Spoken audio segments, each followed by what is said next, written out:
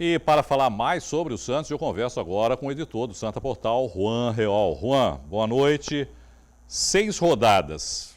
Se não tem bola de cristal, mas a pergunta é, quantos pontos, na sua opinião, claro, você acha que o Santos precisa ir para somar, para garantir uma vaga para a Libertadores, depois até do que já disse agora há pouco, São Paulo, Inter com 50 e vem gente atrás aí, Palmeiras com 48 e por aí vai. Pois é, Irineu, boa noite, amigos do Caderno Regional. Eu acho que desses 6 jogos tem que conquistar 18 pontos. Tem que ganhar tudo, Irineu. Acho que é para ficar mais fácil, como você mesmo destacou, está tá próximo ali a briga, né?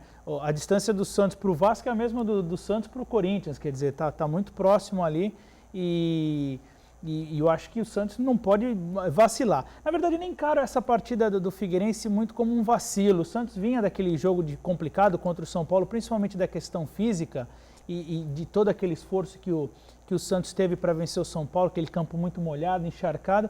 Foi para Santa Catarina para jogar com o Figueirense. O único que eu discordo do que aconteceu, Irineu, eu acho assim, se é para poupar, deixa o jogador concentrado no CT. Leva o Ricardo Oliveira para viajar para Santa Catarina e coloca ele dizendo assim, olha meu garoto, tá 0-0, entra lá e marca o gol da vitória porque a gente precisa. Às vezes o atleta ele entra com tanta vontade de querer realmente fazer essa diferença em pouco tempo, pode acabar se lesionando, pode ser pior, joga o planejamento por água abaixo. Então acho que se é para poupar, que deixe o jogador fora da viagem para ele não viver. Ou que fizesse o inverso também, né, como a gente falou. Leva o time titular, joga o primeiro tempo, de repente garante o resultado e aí no segundo tempo você muda tudo. Quem não garante? O Santos está bem entrosado, coloca todo o time para jogar, marca ali, vai 2-0 contra o Figueirense, tira todo mundo no intervalo e está poupando melhor a equipe. Da forma que o Dorival fez, eu não gostei. O empate acabou acontecendo, aliás, a primeira vez que Santos e Figueirense pelo Brasileirão eles empatam. Não foi o pior dos resultados, né, Irineu? Claro que o torcedor esperava uma vitória porque queria que o Santos conseguisse respirar nessa briga aí pela 4ª posição. Agora, Juan, não é o pior resultado, mas é o péssimo desempenho que o Santos tem jogando fora de casa, né, Juan? Quer dizer, isso foi ao longo de todo o campeonato, faltando aí 6 rodadas. É a segunda pior campanha do campeonato fora de casa, só não é pior do que a do Joinville, que é o penúltimo colocado no campeonato. Pois é, e é algo inexplicável, né, Irineu? Tem coisas no futebol que a gente não consegue explicar. Por outro lado, o Santos na Copa do Brasil, em todos os jogos fora, marcou gol, ganha, vence fora de casa, joga bem. Contra o próprio Figueirense, teve 2 gols mal anulados do Gabigol, ainda marcou um terceiro, que foi válido, o Santos venceu lá por 1-0. Quer dizer, é difícil explicar essa situação do Santos fora de casa no Campeonato Brasileiro e na mesma temporada, jogos seguintes pela Copa do Brasil vence. É o tal do botãozinho que os jogadores falam que desligam um e ligam o outro. Principalmente quando você olha a campanha dentro de casa. Exatamente. Né? O excelente desempenho do Santos jogando em casa e fora de casa é lamentável. Pois né? é lamentável. Sendo que na temporada consegue pontos fora de casa. É complicada a situação do Santos. Aliás, o Santos chega numa situação que agora esse jogo do São Paulo virou o jogo, né? Não pode vacilar, porque a Copa do Brasil também leva para a Libertadores, não pode deixar escapar de jeito nenhum essa vantagem que conquistou de 2 gols, tem que vencer, mas é uma pena o Santos. Mas esse ano a gente tem que lembrar, né, Irineu? Começou ruim, o Dorival fez um milagre, que para o ano que vem esse erro dos pontos desperdiçados fora de casa que não aconteça. Bom, só para a gente ter uma ideia, né, dos números, Juan, que a gente estava falando. 16 jogos fora, o Santos. Apenas uma vitória contra o Cruzeiro. Foram 9 derrotas e 6 empates. Mas é o segundo melhor mandante em compensação, né?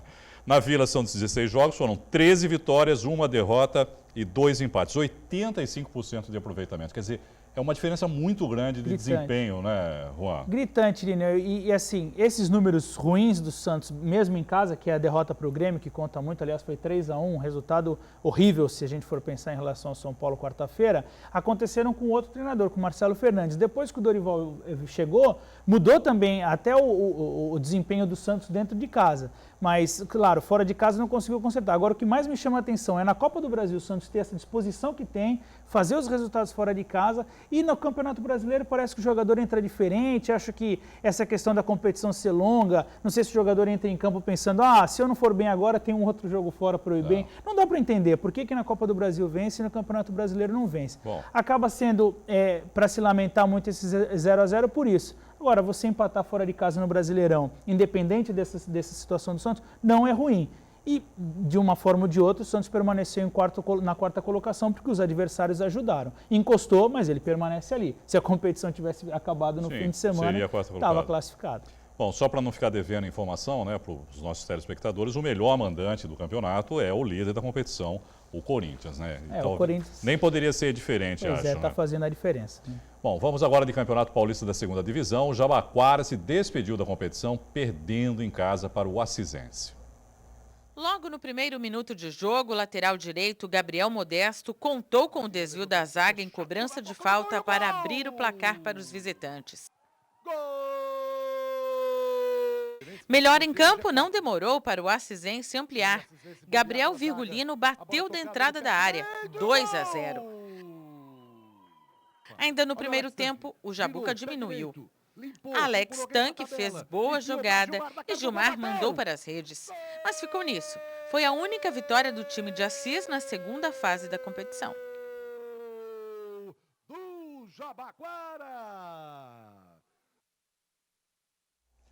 Bom, o Jabaquara foi o melhor time da região no campeonato. Terminou a segunda fase em 4º lugar no grupo 5 com 10 pontos. Se ficasse em segundo lugar na chave, conseguiria o acesso.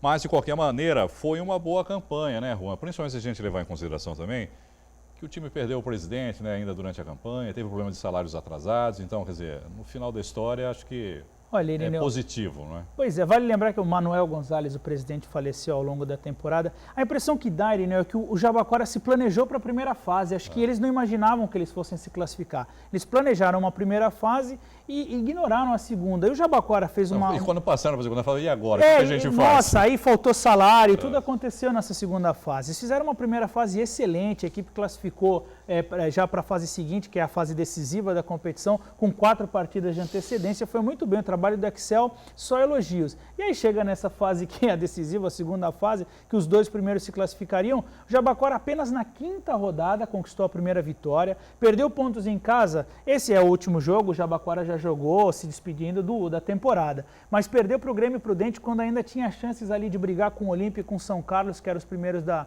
tabela. Então, assim, vamos ignorar essa segunda fase e enaltecer a primeira, que o Jabaquara foi muito bem, se destacou como uma equipe modesta, foram buscar boas peças, o trabalho do Axel deu certo, isso sim vale se destacar e imaginar que o Jabaquara, para o ano que vem, que se planeje para vencer aí, para fazer a competição toda ela como fez essa primeira fase esse ano. Juan, obrigado, viu, mais uma vez pela sua participação e até a próxima. Pois é, Irineu, até quarta-feira a gente vai fazer o pré-jogo do Santos lá na Vila Belmiro, então quarta-feira eu estou de volta aqui no Caderno. A partir das 7h30 aqui no Regional. Pois é, 7h30. Um abraço, boa noite aos amigos do Caderno Regional.